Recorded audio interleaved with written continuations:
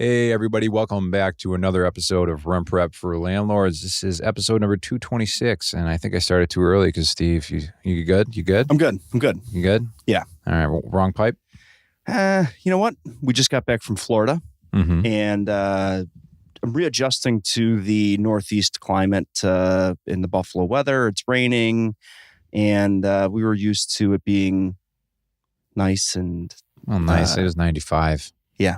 95, humid, but we were down at the Florida NARPM conference. If you're not familiar with the acronym NARPM, that is National Association of Residential Property Managers. Yep. One of the podcast guests we've had on a couple times, Kim and Scott Hampton. Kim is the president of the Florida NARPM chapter for a little bit more, and she put on a really good show. So we went down and caught that for a bit. They were awesome. For a couple days. They put on such a great conference, and they were really, really good hosts. Both of them. They were awesome. Yeah. Probably some names that you guys might be familiar with if you follow anything in property management. There was Darren Hunter, and let me look through my notes here. What was the other guy's name? Is Yusuf? Dennis Yusuf. Brad Larson, from who we had on before. Shout out to Brad. We hung out with him for a little bit. It's always good to talk to Brad and hang out. Yeah, and then he's a giant man. Yeah, he's a big guy. Yeah, he's a big sack of potatoes. Yeah, for sure. I can say that I'm bald and tall like he is. So yeah.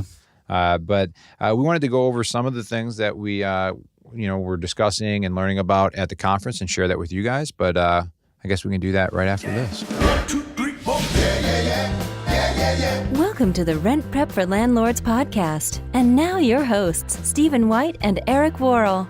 All right. Before we get into the conference, Steve, maybe we should first start off with a topic that might be interesting for some of our landlord and property management listeners. Okay. Because I think before we jumped into the podcast, we're talking about, being able to take a break and, break up the monotony a little bit because, oh, yeah. I mean, if you're a landlord, it's probably a side hustle you have. So for a lot of you, yeah. And if you're a property manager, God bless you. That's just a big ball of wax you deal with every single week. And it's a grind, right? Especially if this is a side hustle and you got a full-time job and you're doing this stuff on the side. I mean, I do that. And I know sometimes when issues pop up and I'm at the rental property doing stuff, I'm like, oh gosh, this is awful. Yeah. Oh man, it was so nice to hit the reset button and get down there and talk to other people that are in the business and just take a break. Mm-hmm. Take a break from the office, take a break from the daily grind, listen to some motivational stuff. We'll talk a little bit about that. And, just get out of our element a little bit. It was actually pretty fun. Yeah. We haven't done a conference in a very long time. Not since I've been here. No, and as an office, I was kind of burned out for a while on conferences. You do a bunch and you're like, I'm good. Yeah. I'm good, really. But this one was really good. And it was nice to just get away and a nice reminder that you just got to take that time sometimes to do a little professional development, take some notes, and go down there and, get back in touch with some important things and work on yourself. Yeah.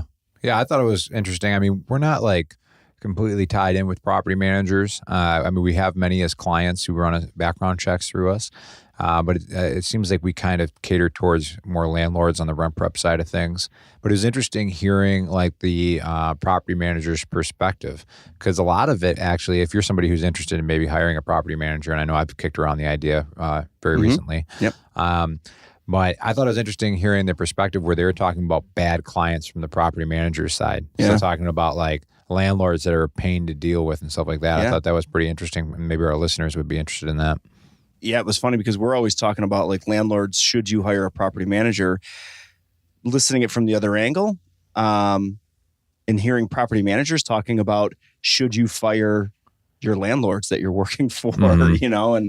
And they deal with a lot of bad landlords that are just a giant pain in the neck for them. And for them, a lot of growing and scaling their business comes down to cutting that part of it out and getting rid of those people that become dead weight and become just a real a drag for them, and to be able to grow by getting rid of that and cutting them off. Yeah, it's like that 80-20 rule that you hear in so many different aspects. And it's just kind of like, 80% of your problems as a property manager are going to come from 20% of your clients. Yeah. Probably same thing if you have a lot of rental properties. You got that one tenant that, creates 80% of your problems, even though they might only be 20% of your portfolio. Yeah. I guess, but it's just being cognizant of that, I think, is important in your own work of what you're doing, whether that's your professional work, as a landlord, as a property manager. Yeah. But also being cognizant of that is make sure that you're not, that one that's that 20% for that property manager or something that you're working with, because you're just being a pain in the butt. Yeah, not shocking. ESAs, right? Emotional support animals were a pretty hot topic. And that was a big thing for property managers to want to fire landlords over. So it's a big point of contention where landlords want to put their foot down and say, I have a no pet policy, right? And I don't want to let this person have an animal on the property. And property managers are saying, listen, it's not a pet. This is, an emotional support animal, and they have the proper documentation. And then the landlord starts saying, well, this creates a financial burden, and don't do it. And the message down there was pretty clear. I'm a property manager. I know the laws. If you don't want to take my advice and allow me to manage your property, I'm not going to do this for you anymore. You're not going to be my client anymore. So I think the takeaway for me down there was, if you're going to hire a property manager, let them do their job. Yeah. I think one of the things they strive for, they said, was to be able to have control over the financial decisions up to a certain amount. They said that was really important. So like, you have a leaky toilet, they don't want to have to be having a conversation with the landlord on a leaky toilet. Maybe if it's replacing a roof, then it's like, okay, we're going to have a discussion. Yeah. But I thought that made a lot of sense from a property manager's perspective. If they have, 100 tenants, and then maybe they have 40 different clients, who knows what the ratio is typically, maybe 20 different clients, but they can't be going back and forth on every single faucet and little job here and there. That made a lot of sense from my perspective as a property owner. Like, I don't want to be called every time they've got to change something small. Like, have a cutoff. Yeah. I don't want to, if you got to change the lock and it's under $100, just do it. I don't care. But it was good. It was a great team build, just, man, it was good. It was good to get together with the guys, hanging out outside of the office, feel like you're doing something. We were hanging out with a client, Andrew Schultz. A lot of you guys who are in the Facebook group know Andrew from the Ask a Property Manager segment that we do. Yep. So we brought Andrew down there. I know he got a lot out of it. Matter of fact, Eric swiped his notes from the conference, and we're looking at his pages and pages of notes. Hard that he to took read here. it though, I'm not familiar with his. What did he star here? He said relief stress, unique value proposition. I don't know which one he is starring. But yeah, no, he had some good notes. You could tell Andrew got a ton out of it being a property manager. So, I mean, as a property manager, Andrew was totally in his element, and even, fanboying a little bit on some of the guys down there that he knew. And Brad Larson. Yeah. That's probably number one. Yeah, for sure. And, but it was cool. It was cool to see Andrew really enjoying himself and getting a lot out of it. And, it's always cool to hang out in Disney. Yeah. Well, I guess one of the questions I have from this is like, how do you break up the monotony? Because that was like part of the purpose of this trip, right? Because I know for me, I'm not somebody who craves to have a routine, even though it can be very healthy. I kind of almost push away from it. Even my work schedule is nice because I work from home a couple of days a week, and it breaks it up, and it's not like 5 days in a row of the same thing. Right. But for listeners or even ourselves, it's like, how do you just keep it interesting? Because I know that we've talked about it before, just the grind of, the day-to-day job once in a while. You're just like, well, okay. Like putting one foot forward in front of the other, especially if you're a landlord investing in rental properties. I mean, that's not a get-rich-quick scheme, unless you've got a lot of capital to play with. Like, that's something where you're in it for the long haul. Yeah. I think it's important to take time, set time aside, and to do stuff like this, whether it be a conference. You don't even have to go out of town. I mean, it was nice to go out of town for sure. It was nice to take a little trip, but realistically, at the end of the day, just set some time, meaningful time aside and work on stuff, work on a goal. Think about the future. Think about a week from now. Think about a month from now. Think about what you want to do. Chip Eichelberg, motivational guy, made a really good Eichelberger, sorry, made a really good point about something that I know works really well for me personally, and I don't do it enough, which is ice cream socials. No. Yes, but no. Yeah, those are fantastic. I know. No, he talked about coming into the office a little early and just spending a little bit of time working on your daily schedule and going through what you're going to do for the day. Yeah. That's a huge thing for me that I don't do enough. And when I do it, it makes a huge difference in my day. I mean, you saw this when I first started here. I kept a calendar where I would almost like schedule out my week by hour, and I'd have blocks on my Google Calendar. And I worried for you, man. Yeah, well, that's just like the world I came in, where I had to do that as like a way to like survive, because there's just no way to keep track of everything I had to do. And then now, like, my job is a little bit more free flowing, where it's just like, I'm going to work on this thing for the next like 3 hours, but I'm going to probably get distracted 4 times and do 4 other things. The calendar was nice for that, because it's like, no, this is in my calendar. This is what I'm doing right now. Right. But at the same time, when I let go of that, like the amount of freedom that I felt in my own, personal space, and just being like, I'm not a slave to the calendar, right, felt pretty good too. Yeah. So it's kind of hard sometimes, because you're like, oh, I know that's good for me, but that's also like really restrictive.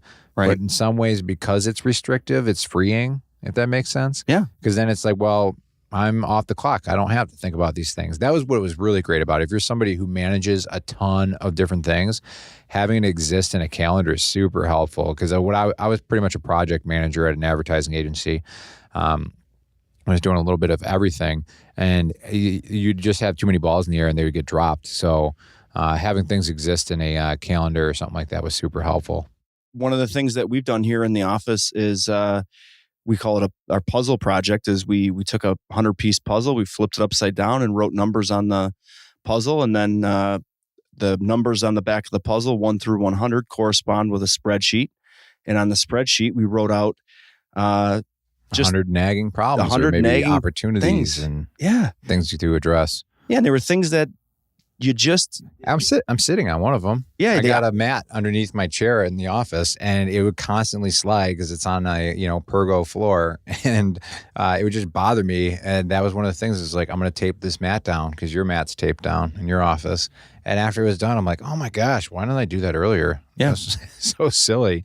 But it's not a big problem. It's a small problem, but it just every day it's just sliding out underneath my chair, and I'm like, I should tape that down someday. Yeah, for me it was organizing domain names. It was something that occupied space in my brain, and I knew, where they were, and they were in multiple places. And it's just one of those things I knew it was super important. Are they going to expire? Like, do I have 5 years on that, 1 year? Yeah. And then, just taking care of it, doing it didn't take very long, but it's out of my brain. I don't have to think about it all the time now. It doesn't have to occupy that space and be there all the time. And it's super important to do that sort of stuff. And so I'm doing that personally right now too, with some bank accounts where I've always, before I met my wife, she had, I think First Niagara or something, or Key Bank. She had Key Bank, and I had M&T Bank, which are local banks in the Buffalo, New York area.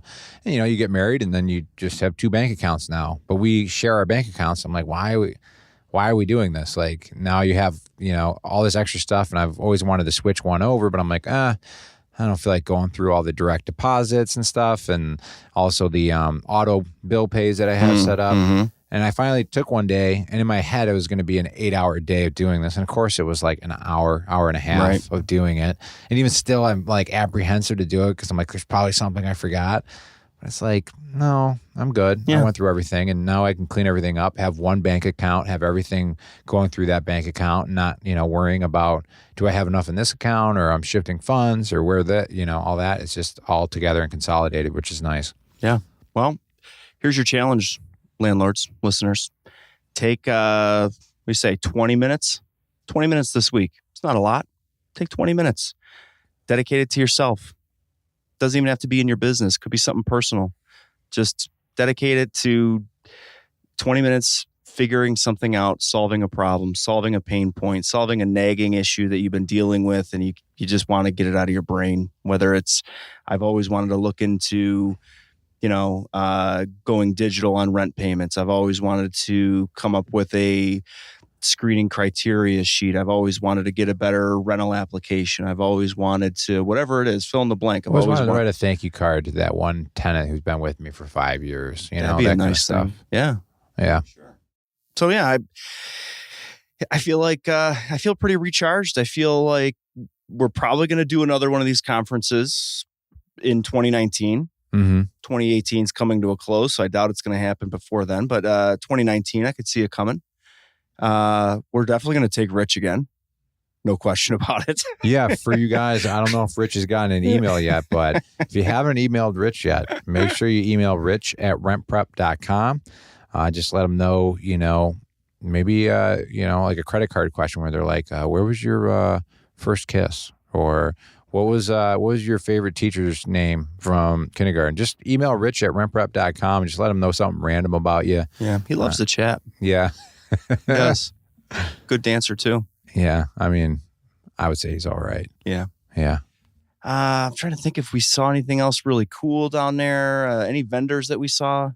Well, Harry Heist, we're hoping to have him on at some point. He's a attorney in Florida. Evict.com. Going to do some live videos with him in the Facebook group someday. So you can tune in for that once that comes. He's very knowledgeable on property management law. You know what else was huge down there was the re-keys, the locking stuff. Mm-hmm. How many vendors did we see that were locking? There's several booths, yeah. There's a lot. Yeah. I thought there might be some fistfights down there. I always thought that when they booked those conferences, there weren't a lot of competitors, but there was a ton of locksmith type people. Yeah, no, there's definitely a lot of competitors. Yeah. So if you're a landlord, get one of those landlord locks. The landlord locks, man, those are huge where you can just rekey them really easily. I know we've got one here at the office that's it's all digital. And I was nervous about switching to that at first because I'm sort of old school. And I'm like, the batteries are going to die and we'll never be able to get in the office. The batteries have never died. It's awesome. Quick set. Oh my, yeah. Smart key and all that. Oh, it's amazing. I mean, it's been flawless. We've had it for over a year now. Mm-hmm. And everybody in the office loves it. We talk about it every morning. It's the first thing we do. We start a team meeting and we go, everyone's still cool about the keyless entry? And they go, I love it. You too? All right. Pretty much. Yeah. Yeah. So, yeah. Just being an ass now. I know. But if you're a landlord and you don't have a landlord lock yet, do that. Make your life easier. That I can tell you for sure.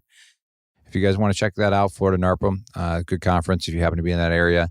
We'll try and link out to a few resources of different people that we met and things that you might find helpful for you and your business in the show notes. So that's it, Steve. Cool. I just want to say thanks again to Kim Hampton, Scott Hampton. Yeah, a lot of work. I've put together some events before, nothing of that size, and it's no small feat. That's a ton of time and energy and effort to get that going. Yeah, they did a great job. So thanks, guys. Until next week, guys. Take care.